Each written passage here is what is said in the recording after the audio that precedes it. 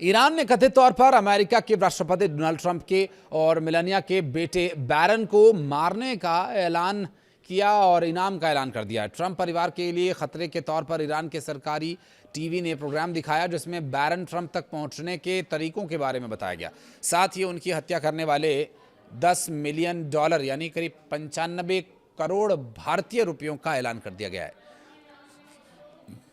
और यह दावा ऐसे समय में किया गया जब अमेरिका ने ईरान पर नए आर्थिक प्रतिबंध लगाए हैं और इससे दोनों देशों में तनाव बढ़ गया है। दरअसल IRGC से जुड़े मीडिया की ओर से ईरानी सरकारी टीवी चैनल 3 पर दिखाए गए वीडियो में यह बताया गया कि बैरन ट्रंप को कहां और कैसे मारे। इसमें 20 साल के बैरन की गतिविधियों के बारे में जानकारी दी गई। क्लिप में दावा किया गया कि बैरन पर नजर रखी जा रही है। इसमें दावा किया जा रहा है कि एक लड़की सीक्रेट सर्विस की सुरक्षा को चकमा देकर बैरन के बगल में बैठ गई थी। ऐसे में उस तक पहुंचा जा सकता है। डोनाल्ड ट्रंप की पत्नी मेलानिया और बेटे बैरन को US सीक्रेट सर्विस से 24 घंटे सुरक्षा मिलती है और इस वीडियो में सुरक्षा से पार पाने का तरीका भी बता दिया गया है। वीडियो में दावा किया गया कि बैरन अपनी सुरक्षा से दूर Xbox पर वॉइस मैसेज और टेक्स्ट के जरिए बातचीत करते हैं। साथ ही वीडियो गेम और उनके दूसरे अकाउंट का पता लगाए जाने की भी बात कही जा रही है।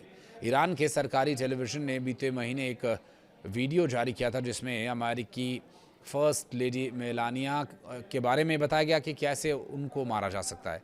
उस वीडियो में ट्रंप की पत्नी मेलानिया के बारे में जानकारी दी गई थी।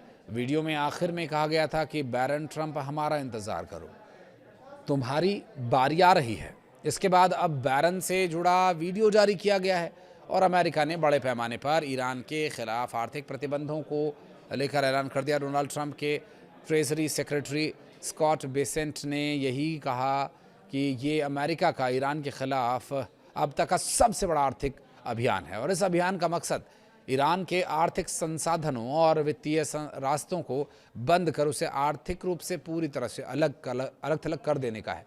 बेसेंट ने कहा कि अभियान का उद्देश्य उन सभी आर्थिक रास्तों को बंद करना है जो ईरानी सरकार को सहारा दे रहे हैं। इससे तेहरान आर्थिक रूप से अलग थलग पड़ जाएगा। ईरान के सर्वोच्च राष्ट्रीय सुरक्षा परिषद के सचिव मोहसिन रेजाई ने ऐलान किया कि ये हुआ तो फिर एक बूंद तेल का भी निर्यात नहीं होगा। स्ट्रेट ऑफ हॉर्मुज से पर्शियन गल्फ तक सब कुछ बंद कर दिया जाएगा।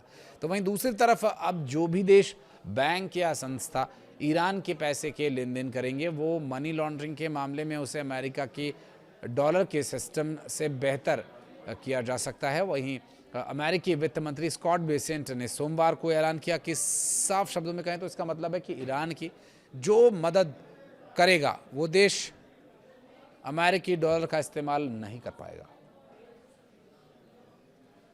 बेसेंट ने साफ शब्दों में कहा कि ईरान के लिए मनी लॉन्ड्रिंग करने वाले किसी भी संस्था को अमेरिकी डॉलर सिस्टम से बाहर कर दिया जाएगा। उन्होंने ये भी चेतावनी दी है कि कार्रवाई का समय शुरू हो चुका है। अमेरिकी वित्त विभाग ने ईरान के अर्थव्यवस्था से जुड़े 5 अहम क्षेत्रों के कई कार्रवाई इन पर की है और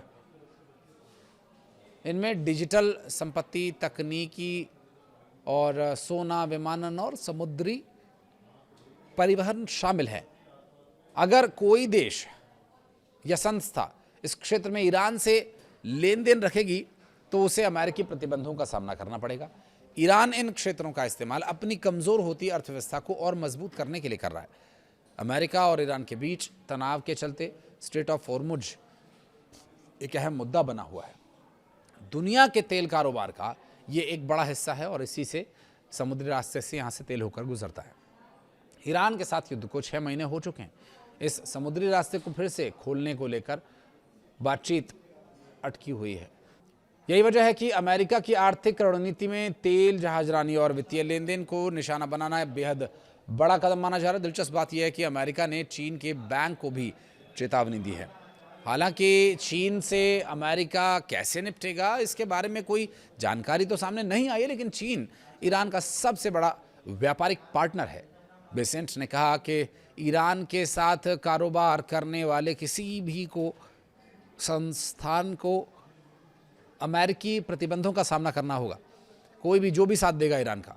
नई पाबंदियों का सिर्फ कंपनियों पर ही नहीं, अमेरिका ने साफ किया कि बड़े वित्तीय संस्थानों पर भी असर होगा और जो भी मददकर्ता पाया गया